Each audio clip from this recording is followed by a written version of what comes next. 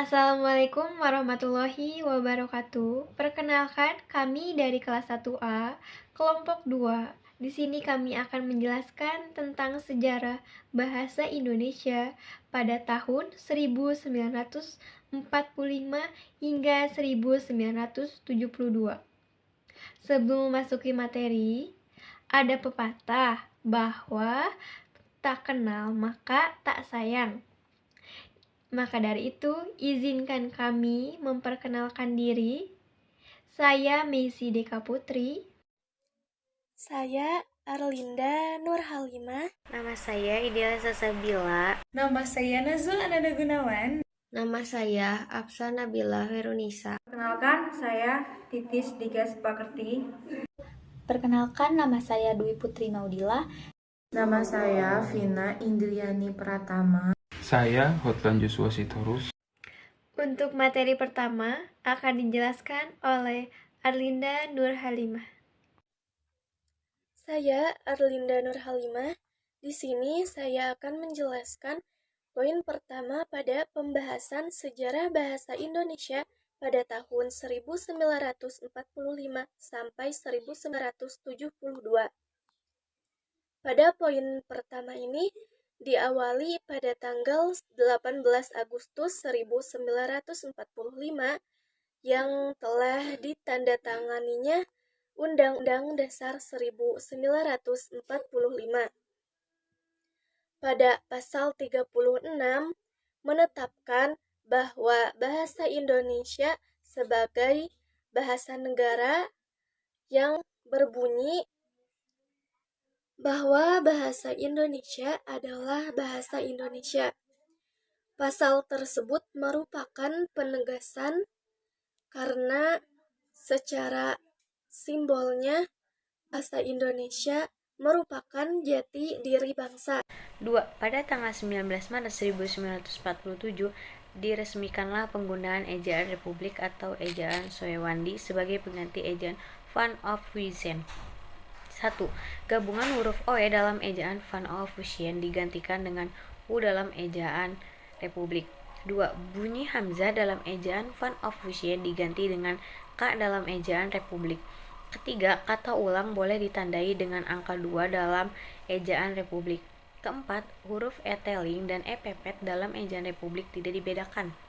Kelima, tanda trema dalam ejaan Van of Wissem dihilangkan dalam ejaan Republik. Nanti contohnya ada seperti Kongres Bahasa Indonesia II di Medan pada tanggal 28 Oktober hingga 2 November 1954. Kesimpulan yang dapat diambil dan keputusan dari kongres tersebut ialah yang pertama, kongres menyampaikan agar dibentuk badan yang bertugas untuk menyempurnakan bahasa Indonesia.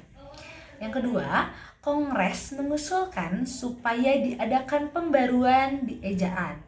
Yang ketiga, kongres juga memberikan perhatian pada pemakai bahasa dalam undang-undang dan administrasi.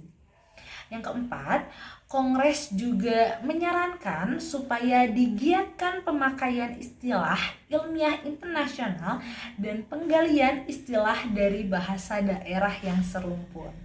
Dan yang terakhir, kongres menganjurkan supaya pembuatan film memakai bahasa Indonesia yang baik, tetapi tidak boleh mengadakan paksaan untuk pemakaian bahasa Indonesia yang sejenis. Materi selanjutnya adalah ejaan pembaharuan pada tahun 1957. Ejaan pembaharuan ini suatu ejaan yang direncanakan untuk memperbarui ejaan Republik. Penyusunan ejaan ini dilakukan oleh Panitia Pembaruan Ejaan Bahasa Indonesia. Pada tahun 1957, panitia itu berhasil merumuskan patokan-patokan ejaan baru. Akan tetapi, hasil kerja panitia tersebut tidak pernah diumumkan secara resmi sehingga ejaan itu belum pernah diberlakukan. Contohnya, gabungan konsonan DJ diubah menjadi J, gabungan konsonan TJ diubah menjadi T, gabungan konsonan NG diubah menjadi N, Gabungan konsonan NG diubah menjadi N. Gabungan konsonan SJ diubah menjadi S. Kecuali itu, gabungan vokal A, I, A, U, dan OI atau yang lazim disebut diftong ditulis berdasarkan pelafalnya yaitu ai, au, dan oi. 5. Tahun 1959. Ejaan Melindo atau Melayu Indonesia merupakan hasil perumusan ejaan Melayu dan Indonesia pada tahun 1959. Kongres Bahasa Indonesia yang kedua pada tahun 1945 di Medan, Sumatera Utara. Bentuk rumusan ejaan Melindo merupakan bentuk penyempurnaan dari ejaan sebelumnya. Namun, ejaan Melindo ini belum sempat dipergunakan karena pada masa-masa itu terjadi konfrontasi antara negara kita, Republik Indonesia, dengan pihak Malaysia. Hal yang berbeda adalah bahwa di dalam ejaan Melindo, gabungan konsonan TJ seperti kata cinta diganti dengan C menjadi cinta. Juga gabungan konsonan NJ seperti nyonya diganti dengan huruf NC yang sama sekali masih baru. Dalam ejaan pembaharuan kedua gabungan konsonan itu diganti dengan TS dan N. 6. 19 September tahun 1967. Ejaan baru, ejaan LBK. Ejaan baru pada dasarnya merupakan lanjutan dari usaha yang tidak dirintis oleh panitia ejaan Malindo. Para pelaksananya pun di samping terdiri atas LBK dan juga panitia ejaan dari Malaysia. Panitia itu berhasil merumuskan suatu konsep ejaan yang kemudian diberi nama ejaan baru. Perubahan yang terdapat pada ejaan baru atau ejaan LBK yakni sebagai berikut. Gabungan konsonan DJ diubah menjadi J. Misalnya, ejaan yang disempurnakan jalan dan ejaan baru dejulan.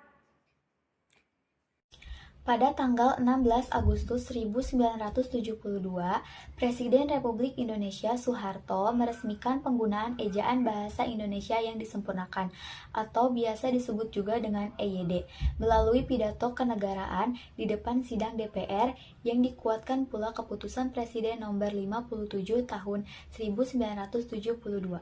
Adapun kebijakan baru yang ditetapkan dalam EYD yaitu perubahan huruf seperti dijika menjadi jika dan tejakap menjadi cakap.